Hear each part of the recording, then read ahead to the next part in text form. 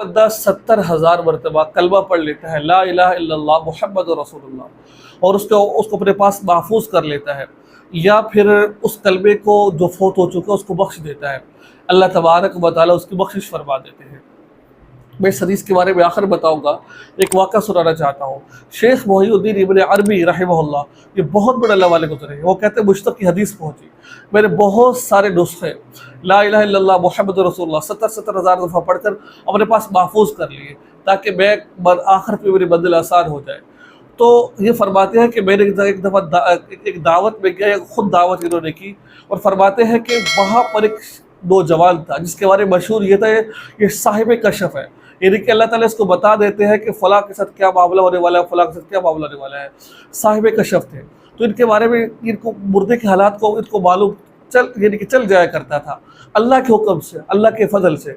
تو میرے دسترخوان میں بیٹھا ہوا کھانا کھا رہا تھا، اچانک رونا شروع ہو گیا۔ تو اس سے پوچھا کہ بھائی آپ کیوں رونا شروع ہو گئے ہو، اتنے مزیدار کھانے رکھے ہوئے اور آپ رونا شروع ہو گئے ہو؟ تو فرمانے لگے ماں کا انتقال ہو گیا تو ان کو عذاب ہو رہا ہے۔ تو وہ فرماتے ہیں کہ شیخ محی الدین ابن عربی رحمہ اللہ فرماتے ہیں کہ میں نے اسی وقت جو میرے پاس نسخے رکھے ہوئے تھے 70,000 دفعہ کلمہ پڑھ کر، تو میں نے اس کی والدہ کو بخش دیا، ٹھیک ہے، ایک نسخہ والدہ کو بخش دیا۔ تو وہ شخص اسی وقت ہنسنا شروع ہو گیا۔ تو اب دیکھو اس کو پتہ نہیں ہے کہ اس نے کیا کیا ہے۔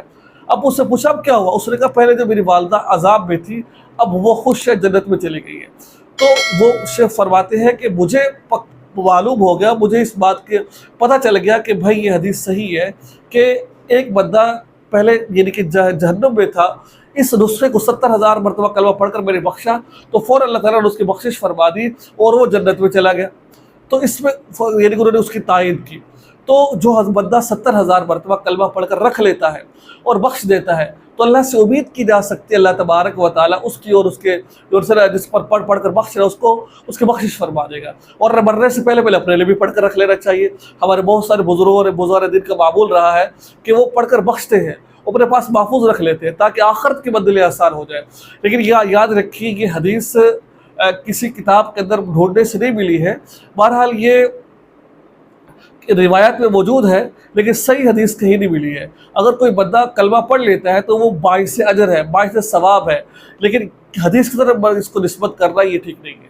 تو بہرحال کلمہ ہے، آپ اس کی بہت ساری فضائل آئے ہیں، اگر انسان کلمے کی حالت میں موت آ جائے اس کو تو سیدھا جنت میں جائے گا۔ تو کلمے کی بڑی فضیلتیں آئی ہیں، ٹھیک ہے۔ مجھے امید ہے کہ اللہ تبارک و تعالیٰ ہم سب کو ان باتوں پر عمل کی توفیق عطا فرمائے اور ہم سب کو کلمہ طیبہ لا الہ الا اللہ پر وہ بہت نصیب فرمائے اور ہمیں بھی پڑھ کر اپنے پاس رکھنے کی اور بخشنے کی توفیق عطا فرمائے۔ السلام علیکم ورحمۃ اللہ۔